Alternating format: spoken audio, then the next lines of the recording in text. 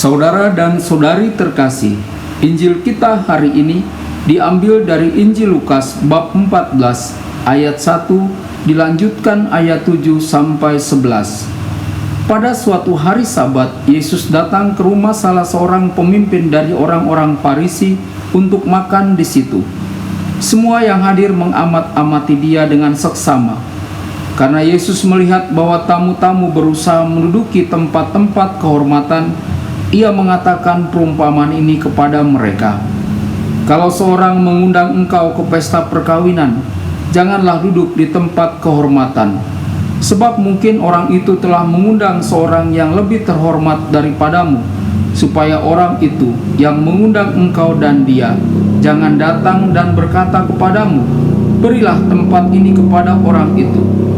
Lalu engkau dengan malu harus pergi duduk di tempat yang paling rendah. Tetapi apabila engkau diundang, pergilah duduk di tempat yang paling rendah.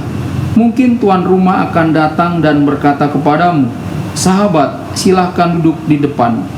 Dan dengan demikian engkau akan menerima hormat di depan mata semua tamu yang lain. Sebab barang siapa meninggikan diri, ia akan direndahkan, dan barang siapa merendahkan diri, ia akan ditinggikan. Berbahagialah orang yang mendengarkan sabda Tuhan dan tekun melaksanakannya. Sabdamu adalah jalan, kebenaran dan hidup kami.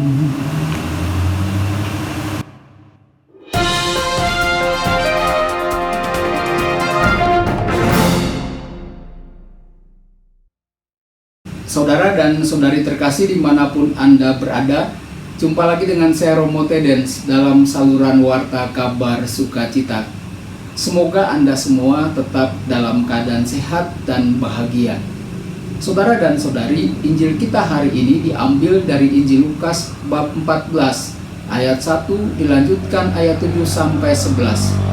Firman kasih karunia yang Yesus wartakan dan ajarkan serta penyembuhan yang Yesus lakukan mendatangkan resiko yang membahayakan dirinya.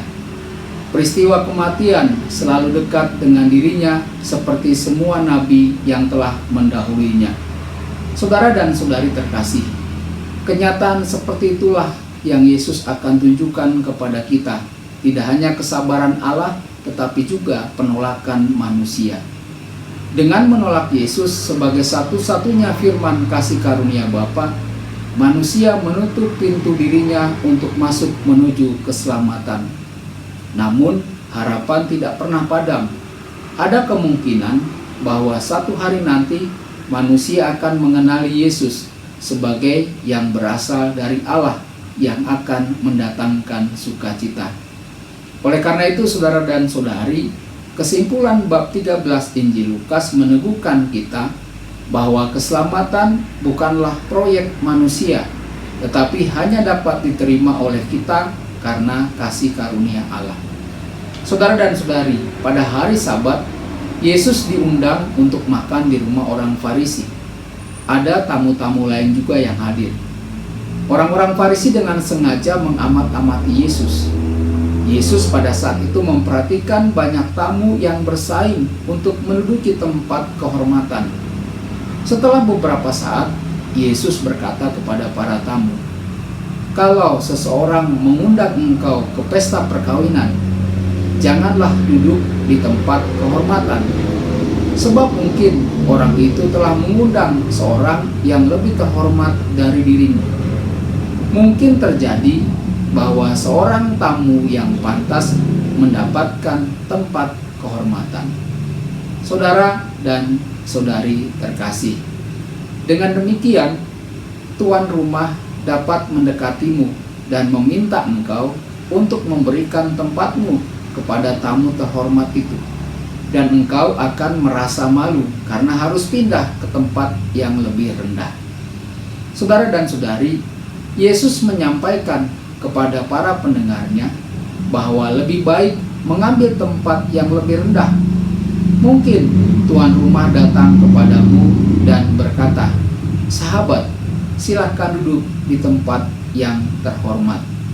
Saudara dan saudari yang dikasihi Tuhan, Yesus menyimpulkan dengan berkata, Bagi semua orang yang meninggikan dirinya akan direndahkan, tetapi orang yang merendahkan dirinya akan ditinggikan. Di dunia kita saat ini, setiap hari orang bersaing untuk memperoleh ketenaran, keberuntungan, kekuasaan, dan status.